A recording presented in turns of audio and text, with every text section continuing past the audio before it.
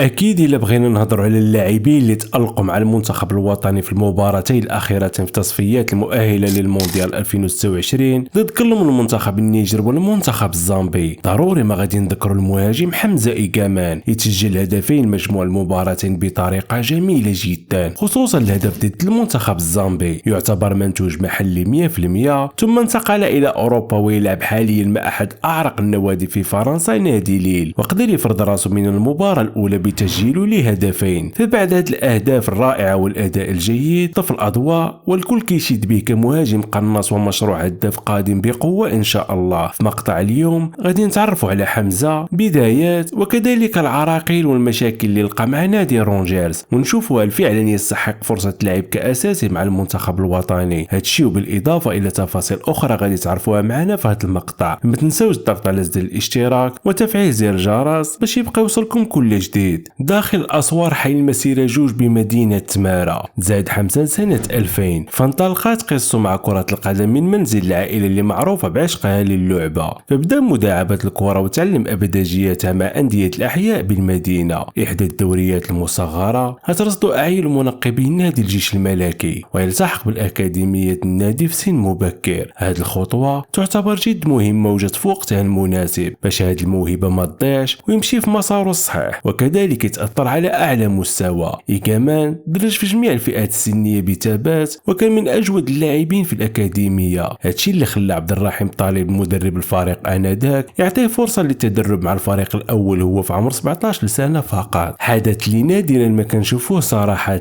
فبقى كيتدرب مع الفريق الأول حتى الموسم 2021-2022 اللي غيلعب فيه أول مباراة تحديدا ضد نادي نهضة بركان اللي دخل فيها كاحتياطي تحت قيادة المدرب البلجيكي فان دير بروك. موسم 2022-2023 موهبة إيغامان غادي تنفجر وتكون انطلاقة الحقيقية لحمزة، إذ ولا المهاجم رقم واحد وأحد الدعامات الأساسية في الفريق، وبصم على جودة تهديفية عالية سواء محليا بتسجيل 6 أهداف، كذلك في كأس الاتحاد الأفريقي بزيارته الشباك في 3 مناسبات، وكان من المساهمين في تحقيق الجيش الملكي للبطولة الوطنية والوصول إلى ربع نهائي كأس الاتحاد الأفريقي. في الموسم الموالي زادت أرقامه التهديفية ب 13 مساهمة تهديفية، سجل 7 أهداف وأعطى 6 تمريرات حاسمة، كتبقى حصيلة جيدة نظرا لمستوى البطولة والسن ديالو الصغير. هاد العوامل لفتات أعين مسؤولي نادي رونجرز اللي قدموا عرض رسمي ب2 مليون أورو، لكن قوبل بالرفض من طرف نادي الجيش الملكي، خصوصا أنها كانت هنالك عروض أخرى من الخليج العربي أكثر بكثير من عرض نادي رونجرز. لكن إصرار مدرب فيلم كليمنت على جلب اللاعب اللي قال باللي إيغامان عنده إمكانيات كبيرة وعنده هامش كبير للتطور، هادشي اللي خلى الإدارة النادي ترفع قيمة العرض إلى 3 مليون أورو وتعاقد أخيرا معه ل5 مواسم. فبعد انتقال حمزة كان ملزم أنه يتخطى مجموعة من المعيقات والصعوبات اللي كتمثل في أجواء البريطانية الباردة،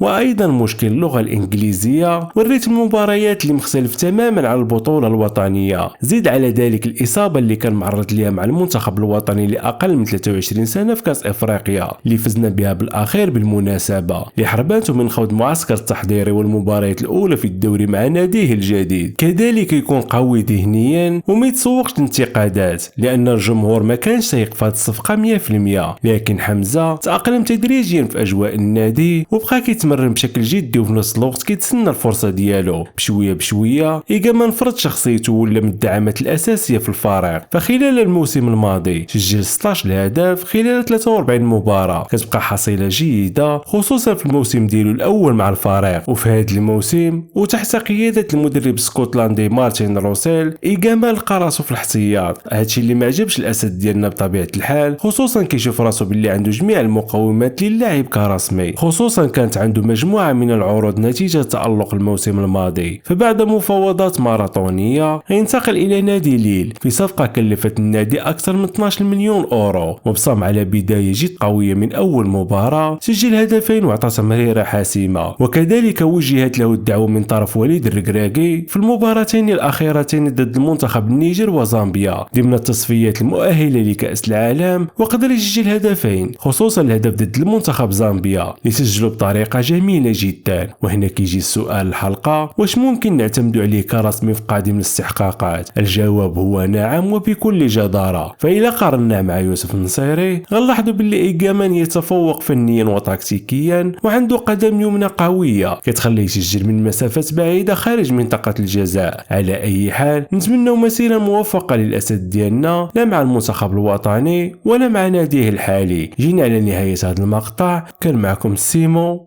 تهلاو.